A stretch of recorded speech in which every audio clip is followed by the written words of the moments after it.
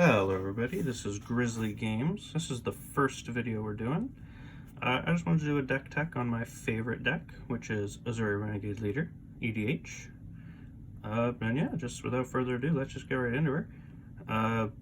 1 mana, regenerate another target elf, super powerful. Built-in overrun, again, super powerful when you get infinite mana, which this deck typically does by turn 6. And yeah, let's just go into the lands.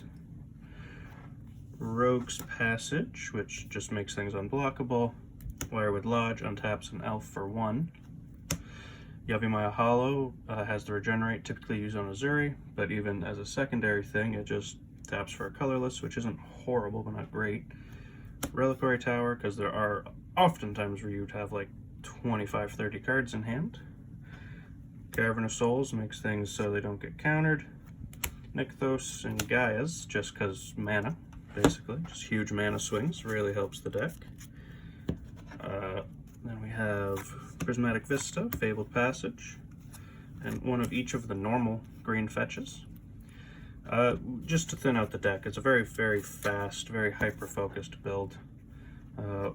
Dryad Arbor, just because we can, really we can search them out. And then we have 14 basic forests. Let's go into creatures. We have our mana dorks. Right there, we have 5 of them. Just all tap for 1. Mortal Druid taps for a colorless, but honestly it's still pretty good. Then Heritage Druid. Copperhorn Scout, when it attacks, it actually untaps everything, so that's really good. Sorry. Wirewood Symbiote, Quinton Ranger, both of them bounce a creature, untap, bounce a forest, untap, very powerful. Glistener Elf, you can get cheeky wins a lot with him. That's kind of why I run him. Elvish Reclaimer searches out Gaia's, that's his sole purpose. Priestess of Titania, taps for each elf, that's the key focus of the deck. Devoted Druid, Leaf Glider, just mana. Seeker of Skybreak untaps, typically Priestess, or Priest, oops. Fauna Shaman, Elvish Visionary, Gaia's Herald, that, I don't know, they're all self-explanatory, honestly. Elvish Harbinger, Viridian Joiner, then we have Morrowind, Llanowar Tribe, one of the weaker elves, but I don't know, 3 is not bad, like 3 mana. Elvish Archdruid, Priest of Titania clone, but gives 1/1, so it's actually relevant.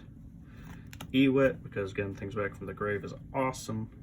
Viridian Corruptor, really good. Another infect creature, another cheeky win, but also destroy something on impact, or not impact, on enter the battlefield. Elvish Champion, Forest Walk's actually super relevant in EDH, and +1/+1's really good. Reclamation Sage, same thing as Viridian Corruptor, just destroy an artifact or enchantment. This searches out your Crater Hoof and or Regal Force, which this card is Fierce Empath. Wirewood Elf searches out, just gets you a forest from deck, which is really good, just fetch land basically. Wirewood Channeler, he's another one of the Priest Titania Archdruid clone, well he's the original I guess, but clone. Beast Whisperer, key card to have out. You want him as soon as possible on board, because every time you play a creature, every time you cast a creature spell, draw a card. Nature's Herald, Flash is super potent, really good. Dwemer Sabertooth, one of the best cards in EDH, honest to God. Like, he's insanely good. He just saves your combos and he makes combos. It just does it all for you, for this deck. Skyshroud Poacher, just searches an elf for 3. If you can untap them, great. If not, you probably still win, because you're going to get out one of your huge mana dorks, like Archdruid or something. And our big boys, Regal Force, draw for each creature on board. Green creature, I believe. For each green creature. So it just draws a bunch, helps you find combo pieces late. And Crater Hoof is like one of the best game enders in Magic, so, I mean, there's that. Let's go into, alright, let's get into Incandescent Enchantments, sorry. Incandescent Crossroads gives, global effect gives haste, but the turn you play it is typically the last turn. Sylvan Library helps you dig. Lignify is just 1 mana cheaper than, oh, what's that card called? Oh, Song of the Dryads. 1 mana cheaper. It does give them a blocker instead of a land, but honestly, like, it's just more relevant. This deck's so fast. Growing Rights, this card is insane. Even if you only see one thing off it, it'll almost always just transform that turn. Like, it's just really good. It turns into a Gaia's Cradle. Leyline, if you start with it, that's insane. Like, I've started with this and won on turn 4 because of this card. Like, it's super good just because of that extra mana, and you could just start with it if it's in the opener. Guardian Project, same as that 1 elf where you draw every time you cast a creature. Whenever a non-token creature enters the battlefield under your control. That's really good. In EDH, everything triggers like that, so that's good. Allurin, don't really ever use, but honestly, like, you can set up a board with it really well on your opponent's turn. So I don't know, maybe, like, this is one of the cards that seems super powerful, but just does not put in a ton of work in this particular build. Instance, Summoner's Pact, Crop Rotation, Worldly Tutor, Corazon Grip, Court of Calling, Beast Within. Only run 6 instants, but they're all pretty high potency, to be honest. Sorceries. Green Sun Zenith is actually the card why you run, Dryad Arbor? Because you just pay 1 on your first turn, you find a Dryad Arbor. That's it. That's really, really powerful. Sylvan Tutor, Glimpse in Nature. Tutors, each time you cast a creature, draw a card. Super powerful. Final Devastation searches out your Craterhoof, basically, and if you just choose to pay 10 mana, each creature gets an additional XX and haste. So if you don't have the Contestant Crossroads, this also ends the game. Lead the Stampede, finds elves. Genesis Wave, if you can get this off early, you can get like a 35 off it, and then that just, your opponent's done. And like, you just destroyed them. You destroyed their whole life. Eldritch Evolution, Natural Order.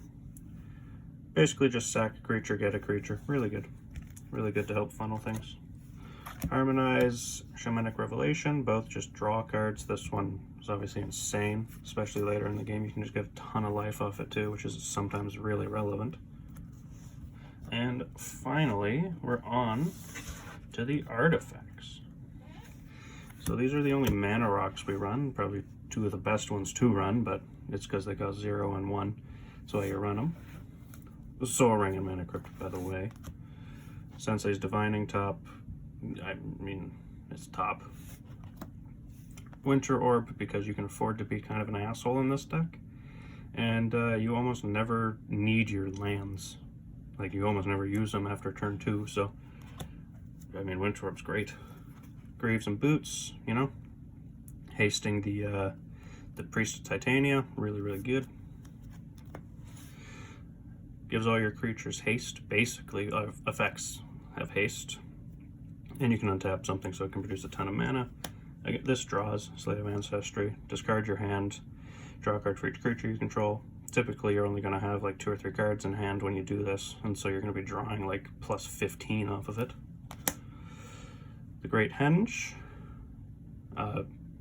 Really, really potent card. Just, this is the effect you run before the draw. Like, I cannot stress enough how important this draw card is when you cast a creature. That's why you run multiple cards that do it. And here is your infinite combos.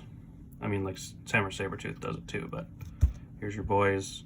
If you can as long as you produce 5 mana, infinite. As long as you produce 4 mana, infinite. As long as you produce 4 mana, infinite. Yeah, they're super, super nuts good, honestly. I don't know how good this deck would even be without these 3. But yeah, that's the whole Ezuri build. Like, there's not a whole ton to it. It's a very simple deck. It's just elf beatdown, but you just do it as fast as humanly possible. There's just...